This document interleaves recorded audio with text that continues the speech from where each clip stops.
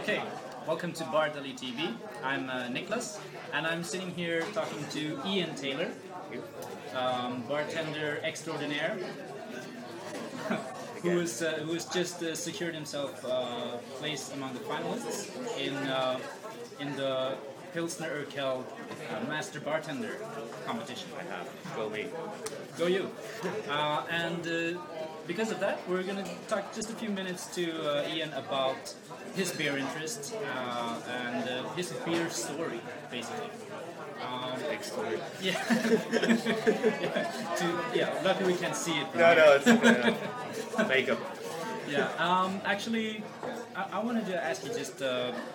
You're Irish and you ended up in Stockholm, Sweden, and you're a bartender. I am now. How? Yes. Okay. So how did that equation? How did that story happen? To be honest, my number one goal when I got to Sweden was not to work in an Irish bar, because it's a cliche that Irish people work in Irish bars. Yeah. But I come from a business-ish background, but one of my main attributes from traveling has been to speak English and know a bit about numbers. But everybody in Sweden knows a bit about numbers and speaks English, so you're already at the back of the queue, and it's quite hard to. It's pure luck if you want to live long term in Sweden to get established until you learn Swedish. It's kind of strange. Once you get here, you're at the back of the queue. Like, I've traveled in Asia and different countries, and I know more from obscure languages like Cambodian than I do when I arrived than I did Swedish, because everyone answers in English. I found the job market was very, very, very limited, and I had a very bad experience with an English company working here in sales, and it was very depressing, like that close to leaving. Yeah. And I got very, very lucky that when I applied for the job in the bar I work in now, that one of the girls had handed in her notice the day before. I met my boss Martin, who was really stressed because he was understaffed and he was working in the kitchen.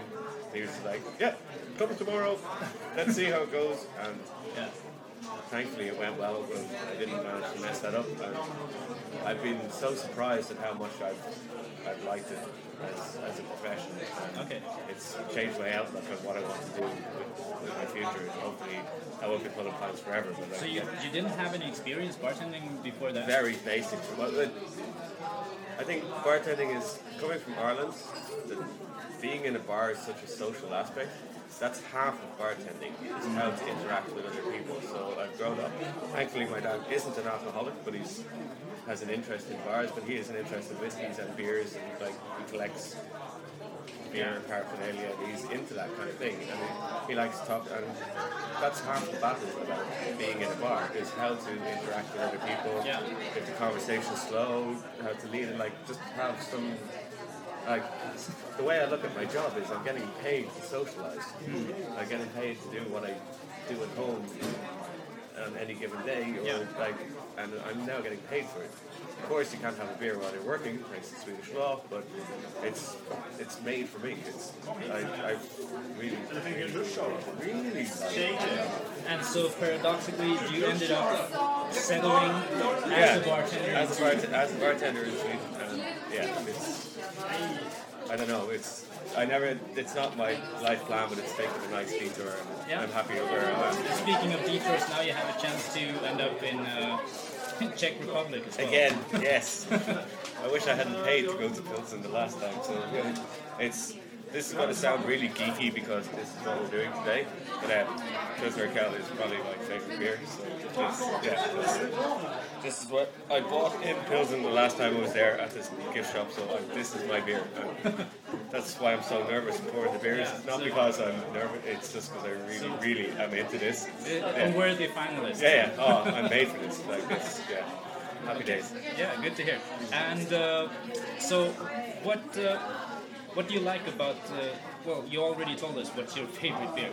What do you like about your favorite beer, which is Pilsner Urquell? It's alive. It's got flavour. Like growing up in Ireland, because we're such a Guinness orientated, or the range of beers is so small, or was so small in Ireland for a long, long time. This bar has 44 taps. Like in Ireland, 6, 7 maybe. Yeah. Even still now? No, not now. It's thank God for the fall of communism for obvious reasons. But like it's opened up, like Carlsberg, Heineken, Grolsch, maybe Budweiser. Any bar that has Budweiser on draft should be closed down, in my opinion, because it's not a good beer. But that's all you had growing up. If you didn't like Guinness, Kilkenny, or Smithwick's, you're limited to beers, which were really bad. So traveling and I made a mistake of going to the States first, and they've got dreadful beers.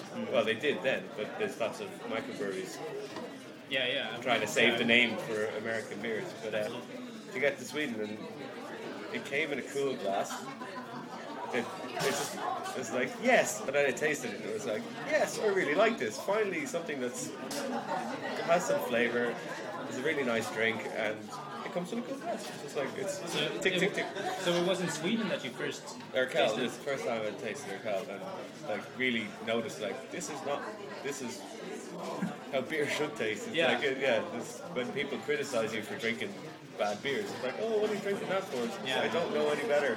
It's like somebody shone a light when it's like I actually talked to Garrett Oliver from Master Bartender, and that's what he told me, that people are so used to these conditions, like it's not real beer, and I guess that's what all these players are trying to change now.